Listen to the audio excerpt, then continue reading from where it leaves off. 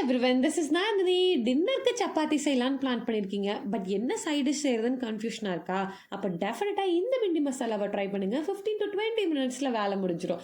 நமக்கு எப்படி இட்லி, தோசை, ரைஸ் இதெல்லாம் ஸ்டேபிள் ஃபுட்டோ, அதே மாதிரி இங்கே மகாராஷ்டிராவில் ரோட்டி அண்ட் சப்பாத்தி தான். அதுக்கு இவங்க செய்கிற bhindi masala is my most favourite. Ladies ஃபிங்கரே பிடிக்காதவங்களுக்கு கூட இந்த டிஷ் கண்டிப்பாக வந்து பிடிக்கும். சரி, எப்படி செய்யறதுன்னு பார்க்கலாமா? அதுக்கு ஃபர்ஸ்ட் லேடிஸ் ஃபிங்கர் அண்ட் ஆனியன்ஸை கொஞ்சம் பெரிய பெரிய க்யூப்ஸாக கட் பண்ணிட்டு ஒரு பேனை ஹீட் பண்ணி கொஞ்சம் ஆயில் ஊற்றி இது ரெண்டையும் போட்டு கொஞ்சம் கிளாஸியாக கிறிஸ்பியாக ஆகிற அளவுக்கு டாஸ் பண்ணி ஒரு சைட் தனியாக எடுத்து வச்சுக்கோங்க. சேம் பேனில் இன்னும் கொஞ்சம் எக்ஸ்ட்ரா ஆயில் ஊற்றி ஃபைன்லி சாப்டு ஆனியன்ஸ், கொஞ்சமாக ஜிஞ்சர் கார்லிக் பேஸ்ட், அதுக்கப்புறமா 2 தக்காளியை நான் ஃபைன் பியூராக அரைச்சி வச்சுருக்கேன், அதையும் இது கூட ஆட் பண்ணிவிட்டு கொஞ்சம் அதோட ராஸ்மெல் போனதுக்கப்புறமா எல்லா மசாலாஸும் ஆட் பண்ணிக்கலாம்.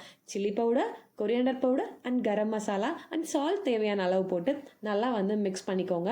இதோட ராஸ்மெல்லாம் போய் ஆயிலெலாம் தனியாக செப்பரேட் ஆகி வர ஸ்டேஜில் நீங்கள் ஃபர்ஸ்டே வந்து டாஸ் பண்ணி வச்சுருக்க லேடிஸ் ஃபிங்கர் அண்ட் ஆனியன்ஸை வந்து போட்டு ஒரு 5 மினிட்ஸ் விட்டு ஃபைனலி கை நிறைய கொத்தமல்லி தலை எடுத்து தூவிக்கோங்க. அப்புறம் என்ன, சப்பாத்தி சுட்டாச்சு, சாப்பிட வேண்டியது தான். யூஸ்வலி இங்கே நாங்கள் ஹோட்டலில் சாப்பிட போனால் ஆனியன்ஸோடு வச்சு தான் சர்வ் பண்ணுவாங்க. அதனால் எனக்குமே அப்படி சாப்பிட்டு பழகிடுச்சு. இதை நீங்கள் டெஃபினட்டாக ட்ரை பண்ணி பார்த்துட்டு எப்படி வந்திருக்கு அப்படிங்கிறத கமெண்ட்ஸில் வந்து சொல்லுங்கள். Tata bye from Nandini.